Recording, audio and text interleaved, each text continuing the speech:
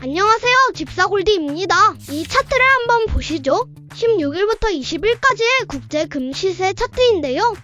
이렇게 명절 시작부터 슬슬 떨어지다가 갑자기 수요일에 확 떨어지고 점점 회복하는 모습을 보였습니다. 국내 금시세 역시 당연히 영향을 받아 17일보다 하루 늦은 18일 아침에 금시세가 떨어졌었습니다. 왜 이런 일이 일어난 걸까요? 안녕하세요, 김순금입니다. 명절은 잘 보내셨나요?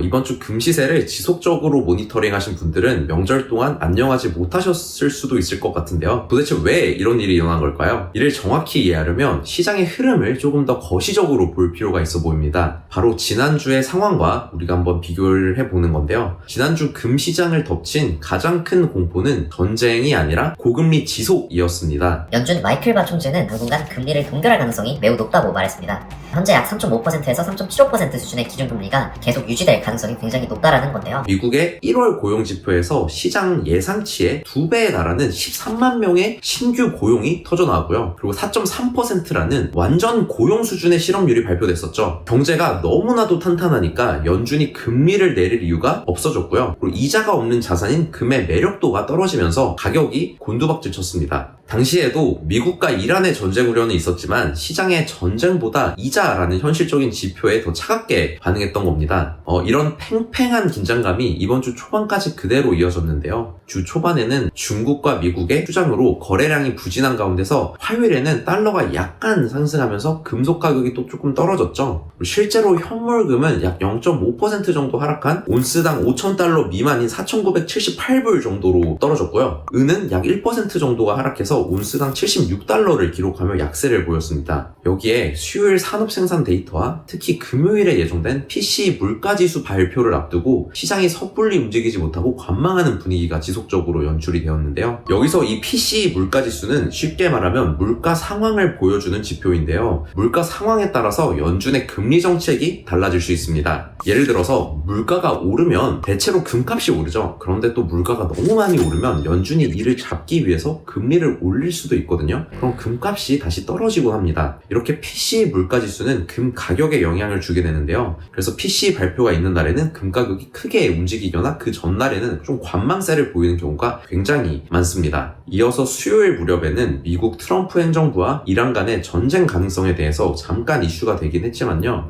여전히 설마 전면전까지 가겠냐라는 분위기가 조금 더 많이 형성이 됐었죠. 하지만 목요일을 기점으로 상황이 조금 바뀌었죠. 미국 온라인 매체 악시오스가 트럼프 대통령이 이란과 주요 전쟁을 시작하기 직전이라고 발표했는데요. 이미 미국은 중동의 항공모함 2척과 다수의 군함, 전투기를 추가 배치하면서 군사력을 크게 강화하고 있다고 합니다. 외교적 해결책을 기대했던 시장에서 미 행정부의 강경한 메시지가 쏟아지기 시작했고요. 미국 온라인 매체 악시오스를 통해서 트럼프 행정부가 이란과의 전면전을 몇 주 내로 실제로 할 가능성이 90% 이상이 달한다는 보도가 나와버렸습니다. 항공모함 2척과 다수의 전투기가 중동으로 지금 현재 전진 배치되고 있다는 소식까지 더해지면서 더 이상 전쟁 발발 가능성을 무시할 수 없게 되는 상황입니다. 바로 이 지점에서 지난주와 이번 주에 결정적 차이가 발생했다고 생각이 드는데요. 지난주에는 고금리가 전쟁 우려를 이기는 분위기였지만 이번 주 목요일을 기점으로는 극대화된 전쟁의 공포가 기존의 고금리 상황을 조금 이겨버린 상황이 연출됐다고 보시면 되겠습니다.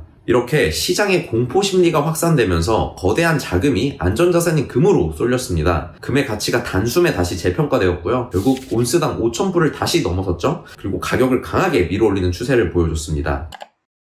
그럼 지금 시점에서 금 투자는 어떻게 해야 할까요? 과거의 데이터를 보면 걸프전이나 우크라이나 전쟁 당시에도 리스크가 실제 현실화되는 시점에는 금값이 약 10에서 15%가량 좀 단기적으로 치솟았던 때가 있었습니다. 지금 시장은 전쟁에 대한 가능성을 고려하기 시작했다고 볼 수 있어요. 여기에 금요일 발표된 PCE 물가지수도 시장 예상보다 높게 나왔습니다. 연준의 목표 물가는 2% 선인데 2.9% 약 3% 가까이로 나왔습니다. 그럼 이걸 보고 인플레이션이 고착화됐냐라고 한다면 당장은 그렇게 단정짓기는 좀 어렵다고 생각을 합니다. 다만 연준이 당장 금리를 내리기에는 좀 부담스러워지지 않았나 싶은 생각은 많이 들고 있습니다. 그래서 이렇게 금리 인하가 늦어지면 당분간은 시장의 변동이 조금 클 수 있겠다라고 예상이 되고요. 하지만 이럴 때일수록 급등하는 차트에 휩쓸려서 사들이기보다는 조금씩 나눠서 지속적으로 분할 매수를 하시고요. 내가 미리 세웠던 원칙들을 지켜나가면서 따라가면 좋을 것 같습니다. 너무 급급하게 빨리빨리 매수할 필요는 굳이 없어 보인다는 게 제 의견입니다.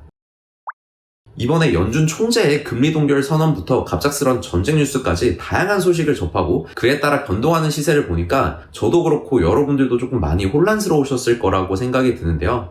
하지만 사실 제가 항상 말씀드리는 거지만 어떤 투자든 변수는 있고요. 어느 정도의 불안감은 항상 따라올 수 있다고 생각을 합니다. 그래서 제가 소개해드리는 뉴스나 직접 확인하는 뉴스 하나하나에 좌지우지 하시기보다는 뉴스를 보면서 시장의 거시적인 흐름을 먼저 파악을 하고요. 그 속에서 내 주관이 생기면 좋을 것 같습니다. 저도 제 확신이 들 때 투자를 하는 편이고요. 만약 조금 잃게 되더라도 크게 마음이 쓰이진 않는 상황이 발생되는 게 가장 좋습니다. 어차피 길게 보고 투자하는 거잖아요. 앞으로도 이렇게 여러분들과 함께 뉴스를 보면서 시장 상황도 파악하고 금시세 흐름도 예상해 보면서 같이 금에 대해서 지속적으로 알아가 보는 게 좋지 않을까요? 금 투자가 처음이시라면 같이 정보를 나눌 수 있는 단톡방, 네이버 카페, 스레드도 운영하고 있으니까 오셔서 같이 금 이야기도 하고요. 금 투자에 대한 많은 지식들을 같이 공유했으면 좋겠습니다. 그럼 저는 다음 주 리포트에서 뵙겠습니다. 감사합니다.